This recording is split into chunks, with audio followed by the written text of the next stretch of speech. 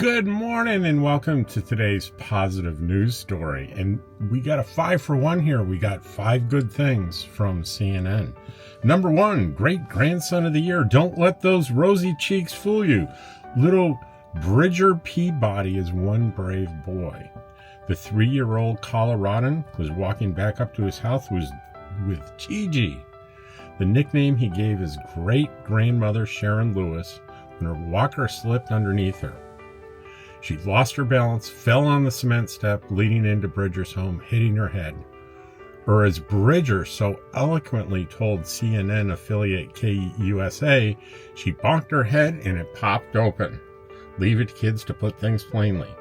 Unable to get up, Sharon asked Bridger to retrieve her phone from her car, even though it was really dark outside. He went for it. Surveillance footage showed Bridger tottering over to his Gigi's car, singing to himself, "Don't be afraid."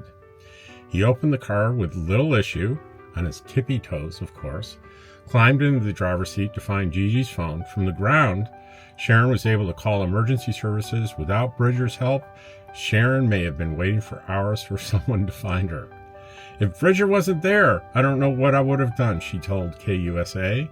The boy isn't letting heroism get to his head, though.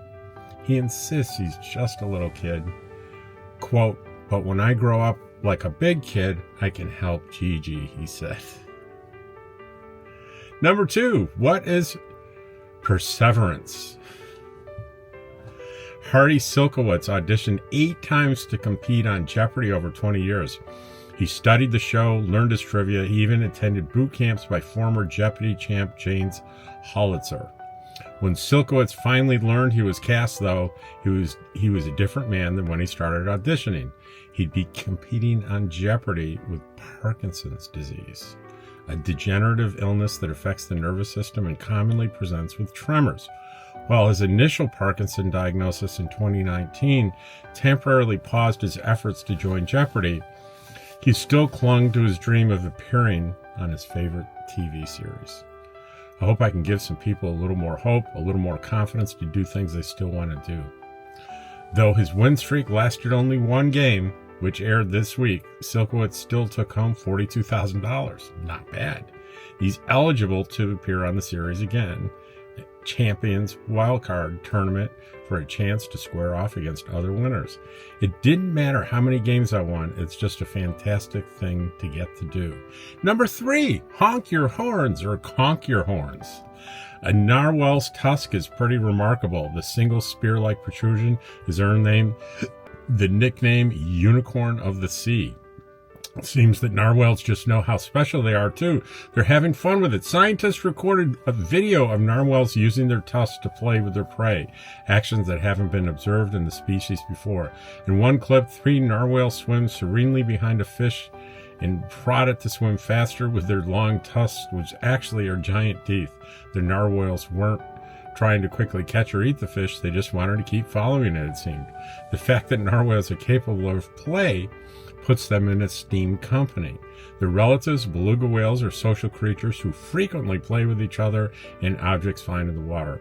We know so little about these sea unicorns, so learning that they like to have fun is a sweet new addition to our understanding of the unique species.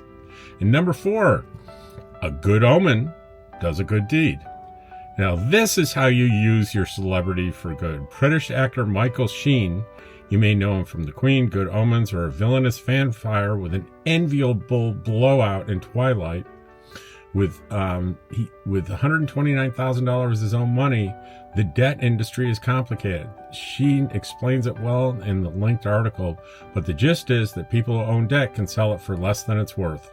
Though it's a convoluted system, he was able to set up a company and buy debt worth 10 times the value of his own money.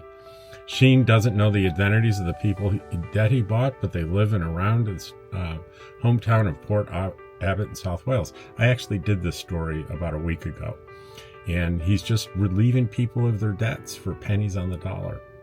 Isn't that great? And number 5, whip it good. And a whippet, of course, is a dog.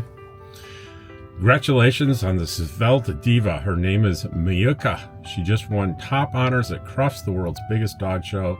The Blonde Whippet is the fourth of her breed and the first Italian-born pup to win Best Show at the British competition, where she defeated 18,000 competing beauties for this prize. If you want to read more about this stuff, I'm going to put a link to the 5 good things in the description, and I hope you enjoyed today's extra long with extra bonus good news stories. Take care, and I'll see you tomorrow.